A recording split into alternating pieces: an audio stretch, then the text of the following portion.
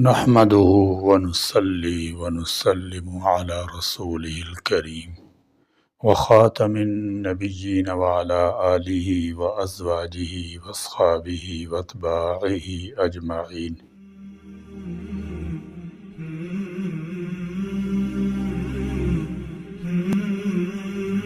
سرکار دو عالم صلی اللہ تعالی علیہ وسلم اللہ تعالی جل شانہ کے آخری نبی بن کر اس دنیا میں تشریف لائے۔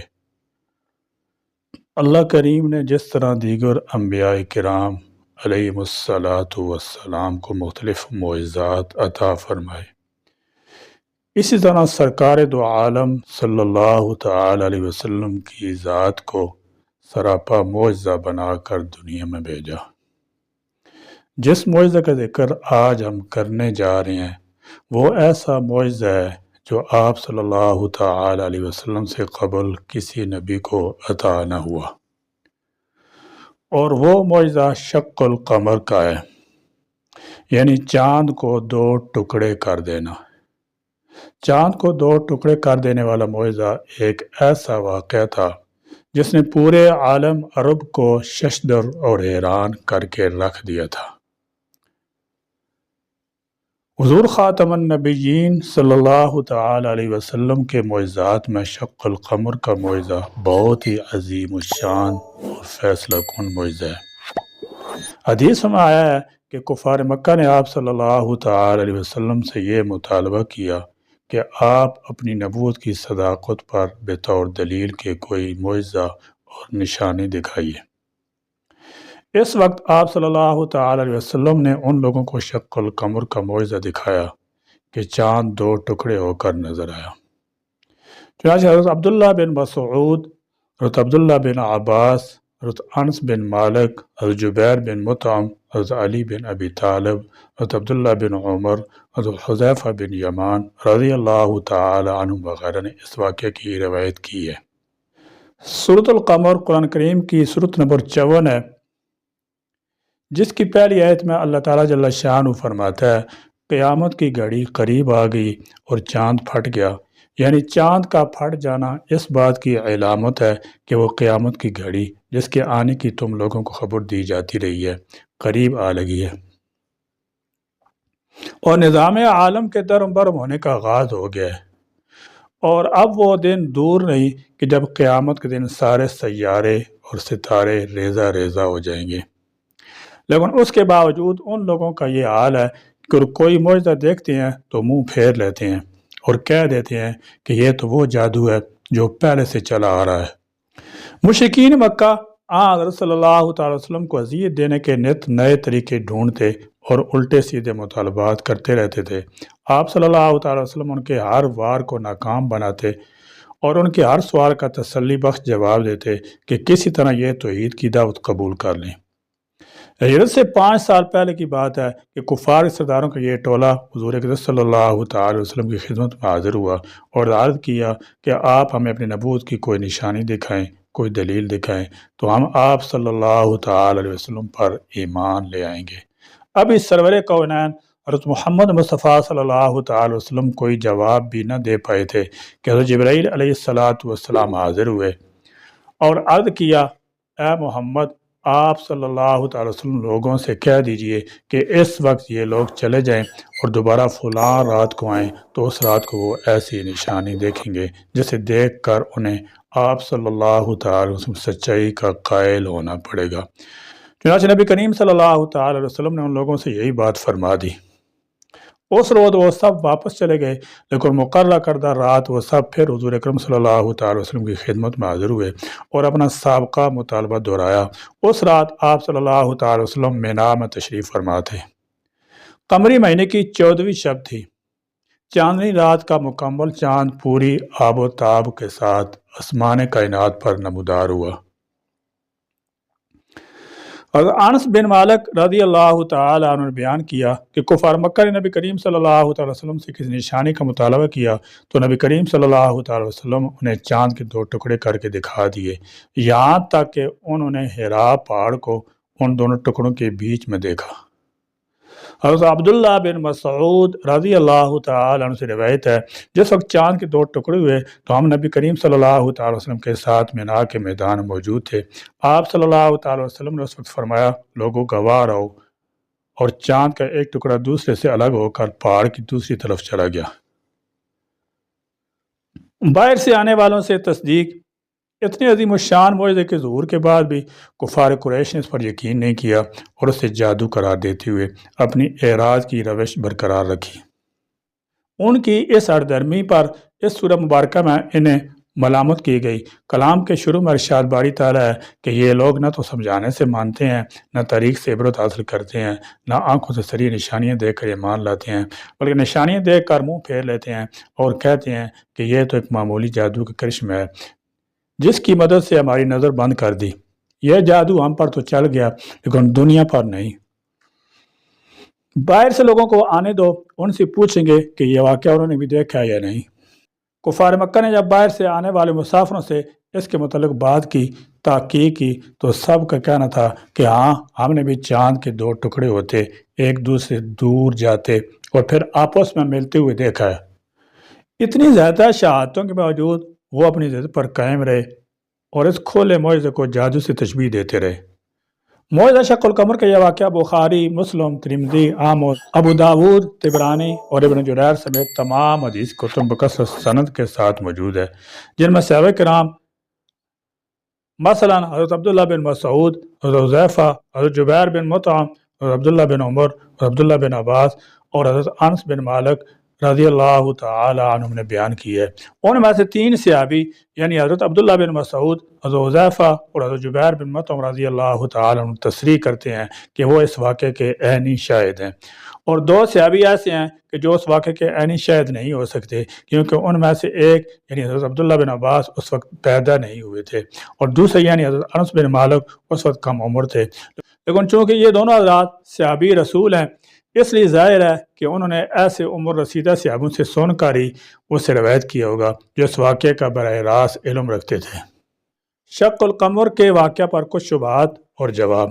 اس پر ایک شبہ تو یونانی فلسفہ کے اصول کی بنا پر کیا گیا ہے، جس کا حاصل یہ ہے کہ آسمان اور سیارات میں فرق یعنی شک ہونا اور جڑنا ممکن نہیں، مگر یہ محض ان کا دعویٰ ہے۔ اس پر جتنے دلائل پیش کیے گئے ہیں وہ سب لچر اور بے بنیاد ہیں۔ ان کا لاغ باطل ہونا متکلمین اسلام نے بھی بہت واضح کر دیا ہے، اور آج تک کسی عقلی دلیل سے شک قمر کا محال اور ناممکن ہونا ثابت نہیں ہو سکا۔ ہاں، ناواقف عوام ہر مستبعد چیز کو ناممکن کہنے لگتے ہیں، مگر یہ ظاہر ہے کہ معجزۃ النام ہی اس فعل کا ہے جو عام عادت کے خلاف اور عام لوگوں کی قدرت سے خارج حیرت انگیز مستبد ہو، ورنہ معمولی کام جو ہر وقت ہو سکے اسے کون معجزہ کہے گا؟ دوسرا عامیانہ شبہ یہ کیا جاتا ہے کہ اگر ایسا عظیم الشان واقعہ پیش آیا ہوتا تو پوری دنیا کی تاریخوں میں اس کا ذکر ہوتا، مگر سوچنے کی بات یہ ہے کہ یہ واقعہ مکہ معظمہ میں رات کے وقت پیش آیا ہے۔ اس وقت بہت سے ممالک میں تو دن ہوگا، وہاں اس واقعے کے نمایاں اور ظاہر ہونے کا کوئی سوال ہی نہیں ہوتا، اور بعض ممالک میں نصف شب اور آخر شب میں ہوگا، جس وقت عام دنیا سوتی ہے، اور جاگنے والے بھی تو ہر وقت چاند کو نہیں تکتے رہتے۔ زمین پر پھیلی ہوئی چاندنی میں اس کے 2 ٹکڑے ہونے سے کوئی خاص فرق نہیں پڑتا، جس کی وجہ سے کسی کو اس کی طرف توجہ ہوتی۔ پھر یہ تھوڑی دیر کا قصہ تھا۔ روزمرہ دیکھا جاتا ہے کہ کسی ملک میں چاند گرہن ہوتا ہے، اور آج کل تو پہلے سے اس کے اعلانات بھی ہو جاتے ہیں۔ اس کے باوجود ہزاروں لاکھوں آدمی اس سے بالکل بے خبر رہتے ہیں، ان کو کچھ پتہ نہیں چلتا۔ کیا اس کی یہ دلیل بنائی جا سکتی ہے کہ چاند گرہن ہوا ہی نہیں؟ اس لیے دنیا کی عام تاریخوں میں مذکور نہ ہونے سے اس واقعے کی تکذیب نہیں ہو سکتی۔ اس کے علاوہ ہندوستان کے مشہور مستند تاریخ فرشتہ میں اس کا ذکر بھی موجود ہے کہ ہندوستان میں مہاراجہ مالیبار نے یہ واقعہ بچشم خود دیکھا اور اپنے روزنامچہ میں لکھوایا، اور یہی واقعہ ان کے مسلمان ہونے کا سبب بنا۔ اور اس سے پہلے بیان کردہ ابو داود، طیالسی اور بیہقی کی روایات سے بھی یہ ثابت ہو چکا ہے کہ خود مشرکین مکہ نے بھی باہر کے لوگوں سے اس کی تحقیق کی تھی، اور مختلف اطراف کے آنے والوں نے یہ واقعہ دیکھنے کی تصدیق کی تھی۔ واللہ سبحانہ وتعالی عالم۔ مکہ مکرمہ میں باہر سے آنے والے مسافر کی شہادت اور تصدیق کے باوجود ایک طبقہ ایسا بھی تھا جو اپنے شبہ کا اظہار تو کرتا رہا، لیکن آج تک کسی عقلی دلیل سے شق القمر کا محال ناممکن ہونا ثابت نہ کر سکا۔ تاریخ فرشتے کے مصنف ملا محمد قاسم تحریر کرتے ہیں کہ 3 صدی ہجری کے شروع میں کچھ عرب تاجر سمندر کے راستے کشتی پر سری لنکا جا رہے تھے کہ راستے میں شدید طوفان کی وجہ سے راستہ بھول کر جزائر مالابار جا پہنچے۔ اس زمانے میں وہاں کا حاکم سامری نام کے ایک شخص تھا۔ اس سے اپنے علاقے میں مسلمانوں کے آنے کا علم ہوا۔ سامری نے مسلمانوں سے متعلق یہودی اور عیسائی سیاحوں اور تاجروں سے سن رکھا تھا، چنانچہ اس نے انہیں بلا بھیجا اور اسلام سے متعلق جاننے کی خواہش ظاہر کی۔ مسلمانوں نے پہلے اسلامی تعلیمات اور پھر پیغمبر اسلام سے متعلق تفصیلاً بتایا، ساتھ ہی حضرت صلی اللہ تعالی وسلم کے معجزات کا بھی ذکر کیا۔ دوران گفتگو واقعہ شق القمر کا بھی ذکر آیا، جسے سن کر بادشاہ نے کہا، ذرا ٹھہرو، ہم تمہاری صداقت کا بھی امتحان لیتے ہیں۔ ہماری بادشاہت کا یہ دستور ہے کہ دنیا میں جو بھی اہم واقعہ پیش آتا ہے ہم اسے تحریر کروا کر شاہی خزانے میں محفوظ کروا دیتے ہیں۔ چنانچہ اس نے فوری طور پر اس سال کا پرانا رجسٹر طلب کروایا۔ اس کے مصاحب برگردانی میں مصروف ہو گئے۔ جس تاریخ کو شق القمر ہوا تھا وہ پورا واقعہ تفسیر کے ساتھ رجسٹر میں درج تھا۔ چنانچہ سامری مسلمان ہو گیا اور اپنا تخت تاج چھوڑ کر مسلمانوں کے ساتھ عرب چلا گیا۔ معجزہ شق القمر کا وقوع قرآن کریم، احادیث متواترہ اور اجماع امت سے ثابت ہے، اور علاوہ ازیں تاریخی نقول سے اس کا مشاہدہ بھی ثابت ہے۔ ظاہر ہے کہ جس چیز کا ثبوت کلام خداوندی، احادیث رسول اللہ صلی اللہ علیہ وسلم اور مشاہدہ سے ہو چکا ہو، اس کا انکار یا اس کی تعویل خلاف عقل ہے۔ اس پر بلا تردد ایمان لانا لازم ہے۔ جس طرح قرآن کریم کی تصریحات کی وجہ سے جنت و جہنم پر ایمان لائے بغیر کوئی شخص مومن نہیں ہو سکتا، اسی طرح قرآن کریم کی ہر بیان کردہ چیز پر ایمان لائے بغیر ایمان کا تصور نہیں کیا جا سکتا۔ اگر قرآنی تصریحات اور قطعیات میں تعویل کا دروازہ کھول دیا جائے تو پھر نہ تو ایمان بالآخرت رہے گا اور نہ جنت جہنم کی حقیقت کوئی مسئلہ باقی رہ سکتا ہے۔ جس قرآن کریم نے ہم کو قیامت جیسے عظیم الشان واقعے کی خبر دی اور ہمارا اس پر ایمان ہے، تو اسی قرآن نے ہمیں شق القمر کے واقعے کی بھی خبر دی۔ تو جب قیامت پر ایمان ہے تو پھر شق قمر جو قیامت سے زیادہ کوئی عجیب یا عظیم شے نہیں، اس پر ایمان لانے میں کیا تأمل کیا جا سکتا ہے۔ اور حافظ ابن کثیر رحمۃ اللہ تعالی علیہ نے اس واقعے کے متعلق تواتر کا دعویٰ کی ہے، اور یہ دعویٰ دلائل قویہ سے ثابت ہے۔ فلاسفہ اور ملحدین کا شق قمر کو محال قرار دینا خود خلاف عقل ہے۔ یہ ایک محض دعویٰ ہے جس پر ان کے پاس کوئی ثبوت اور برہان قطعی نہیں۔ حکماء کے نزدیک جسم متصل کا منفصل اور منفصل کا متصل ہونا ممکنات میں سے ہے۔ اس دلیل سے جہاں شق قمر کا ثبوت مل رہا ہے، اسی کے ساتھ وقوف شمس اور رد شمس کا معجزہ بھی ثابت ہوتا ہے، اور اس پر بھی فلسفیانہ قسم کا کوئی اشکال نہیں رہتا۔ اور یوشع بن نون علیہ السلام بنی اسرائیل کے ہمراہ جبارین سے جہاد کر رہے تھے۔ بحکم خداوندی آفتاب ٹھہر گیا، یہاں تک کہ جس روز اللہ کا پیغمبر فتح کا مامور تھا فتح واقع ہو گئی۔ اس طرح حضرت صلی اللہ تعالی وسلم کے معجزات میں رد شمس کا واقعہ بھی ہے کہ آپ صلی اللہ تعالی وسلم کی دعا سے سورج غروب ہونے کے بعد واپس ہو گیا۔ اس میں کوئی شبہ نہیں کہ چاند کے ٹکڑے ہو جانا یا آفتاب کا ٹھہر جانا اور لوٹ جانا فی نفسی عظیم الشان امر ہے، اور امر معتاد بھی یہ نہیں ہے، لیکن عقلاً اس کو تسلیم کرنے میں کوئی وجہ تام نہیں، کیونکہ آفتاب ماہتاب کی حرکت طلوعی اور غروبی سب اللہ کے حکم اور اس کی قدرت سے ہے۔ تو محرک اصل اللہ رب العزت ہیں، وہ جب چاہیں ان اجرام کی حرکت کو روک دیں، اجرام علویہ ہوں یا اجرام سفلیہ، آسمان ہو یا زمین، بر و بار سب کی حرکت سکون اسی کی قبضہ قدرت میں ہے۔ زمین کو متحرک مانو یا آسمان کو، بہر کیف اس امر پر مجبور ہونا پڑے گا کہ ہر شے اس کی حرکت خدا کے ہاتھ میں ہے۔ الغرض جو چیز وہ الہی اخبار متواترہ نیز مشاہدہ سے ثابت ہو، اس کا انکار یا اس میں تردد خلاف عقل ہے۔ معجزہ رد شمس، حضور اکرم صلی اللہ تعالی وسلم کے مشہور معجزات میں سے معجزہ رد شمس بھی ہے، یعنی آفتاب کا غروب ہو کر پھر نکل آنا۔ اسماء بنت امیس سے مروی ہے کہ حضور اکرم صلی اللہ تعالی وسلم خیبر کے قریب مقام صحابہ میں تھے اور سر مبارک حضرت علی کرم اللہ وجہہ کی گود میں تھا، اور انود حضرت علی نے عصر کی نماز نہیں پڑھی تھی کہ اسی حالت میں وحی کا نزول شروع ہو گیا، یہاں تک کہ آفتاب غروب ہو گیا۔ حضور اکرم صلی اللہ تعالی وسلم نے پوچھا کہ تم نے عصر کی نماز پڑھی؟ عرض کیا نہیں۔ حضور صلی اللہ تعالی وسلم اسی وقت 10 بددعا ہوئے اور عرض کیا، اے اللہ، علی تیرے رسول کی اطاعت میں تھا، آفتاب کو واپس بھیج دیں تاکہ نماز عصر اپنے وقت پر ادا کر سکے۔ اسماء بنت امیس رضی اللہ تعالی عنہ کہتی ہیں کہ آفتاب غروب کے بعد لوٹ آیا اور اس کی شعائیں زمین اور پہاڑوں پر پڑی۔